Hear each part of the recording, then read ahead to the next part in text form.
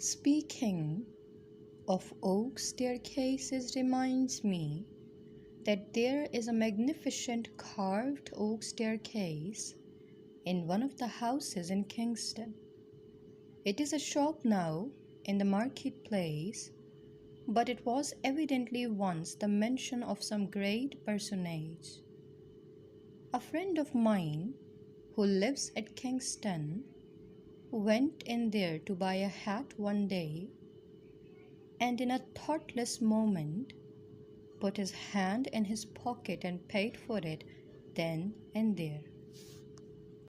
The shopman, he knows my friend, was naturally a little staggered at first, but quickly recovering himself and feeling that something ought to be done to encourage this sort of thing, asked our hero if he would like to see some fine old carved oak.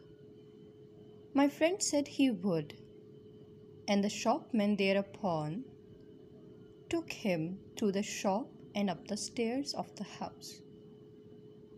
The balusters were a superb piece of workmanship, and the wall all the way up was oak panelled, with carving that would have done credit to a palace. From the stairs they went into the drawing room, which was large, bright room, decorated with a somewhat startling though cheerful paper of a blue ground.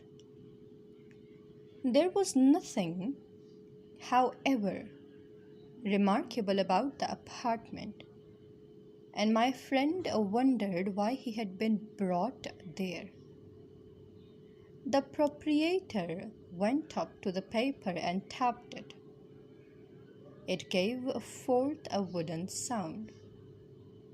Oak, he explained, all carved oak, right up to the ceiling, just the same as you saw on the staircase.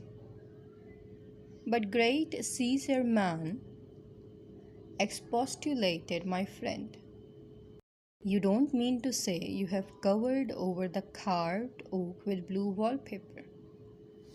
Yes, was the reply. It was expensive work. Had to matchboard it all over first, of course. But the room looks cheerful now.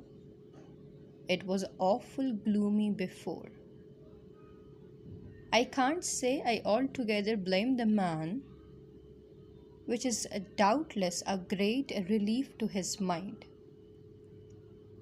From his point of view, which would be that of an average householder, desiring to take life as lightly as possible, and not that of the old curiosity shop maniac, there is reason on his side. Carved oak is very pleasant to look at and to have a little of, but it is no doubt somewhat depressing to live in. For those whose fancy does not lie the way, it would be like living in a church. No. What was sad in his case was that he, who did not care for carved oak, should have his drawing room panelled with it, while people who do care for it have to pay enormous prices to get it. It seems to be the rule of this world. Each person has what he does not want, and the other people have what he does want.